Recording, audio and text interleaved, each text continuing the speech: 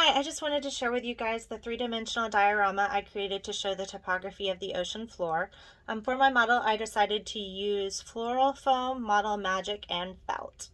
So first I want to look at the three main regions of the ocean floor, which are comprised of the continental margins seen on either end, followed by the deep ocean basins just inside of that, and finally the mid-ocean ridge, also known as the oceanic ridge.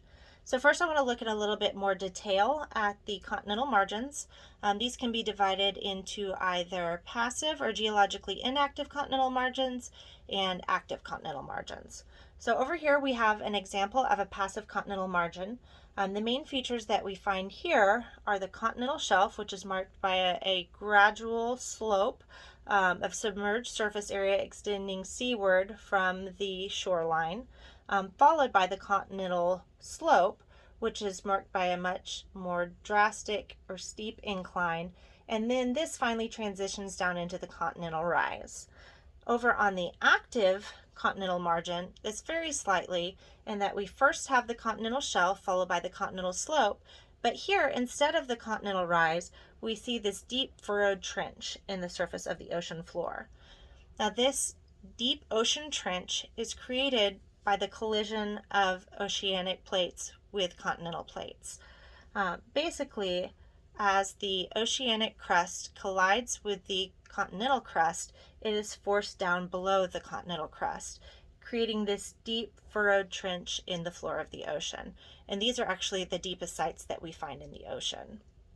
Now, this feature is technically found within the deep ocean basins, as is what we see over here, which is an abyssal plain. And these are just deep, vast expanses of flat surface area covered by sediment.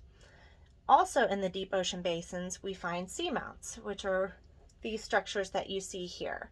Now, seamounts are formed by volcanic hotspots below the ocean floor.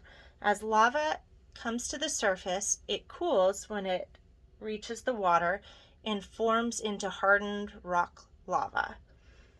When these mountains are not tall enough to extend to the surface of the ocean water, they are considered seamounts. When they grow to be large enough that they then pass beyond the surface of the ocean and that lava hardens and cools, it can form a volcanic island, which is what we see here. Now, lastly, I want to point out the mid-ocean ridge. The mid-ocean ridge is comprised of chains of mountains that are formed in a similar process to seamounts. However, in the formation of the mid-ocean ridge, the lava is allowed to rise to the surface due to the divergence of tectonic plates. And as this magma rises and cools when it reaches the water, it again hardens to form rock, which makes up these mountain chains.